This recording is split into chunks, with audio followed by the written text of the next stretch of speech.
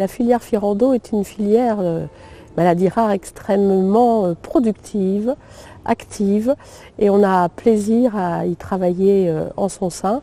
Elle a produit déjà beaucoup de documents et elle prend bien en compte les attentes des patients et des associations de patients.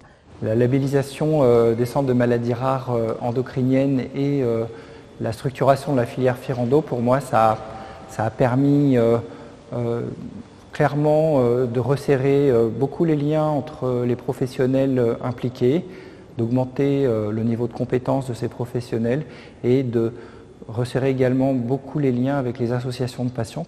Donc ce que m'a apporté Firando, c'est d'abord et avant tout une meilleure manière de m'organiser, une meilleure manière de connaître notre activité. Ça nous a poussé à bien nous organiser au CHU de Reims avec tous les spécialistes qui ont quelque chose à voir dans ces maladies rares, de faire participer notre territoire, donc territoire qui est large, et essayer d'apporter aux patients de ce territoire un soin de bonne qualité au plus près de chez eux.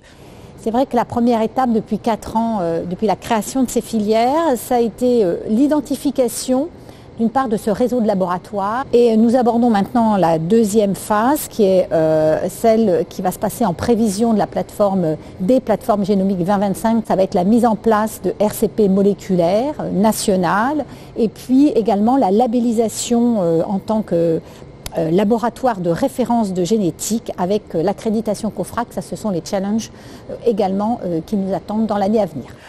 Depuis notre deuxième plan maladie rare et maintenant dans le troisième plan, les filières ont une place toute spécifique. La mission maladie rare s'appuie énormément sur leur travail. Elles ont montré l'efficacité de pouvoir ainsi coordonner une politique de santé au plus proche de tous.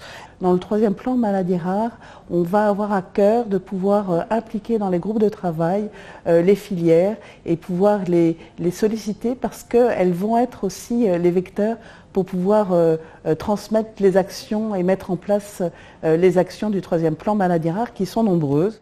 Donc la journée annuelle de la filière est toujours un moment très important dans la vie de la filière. La filière réunit de nombreux acteurs. Tous ces acteurs qui travaillent de façon active dans les groupes de travail de la filière se retrouvent une fois par an pour faire le point.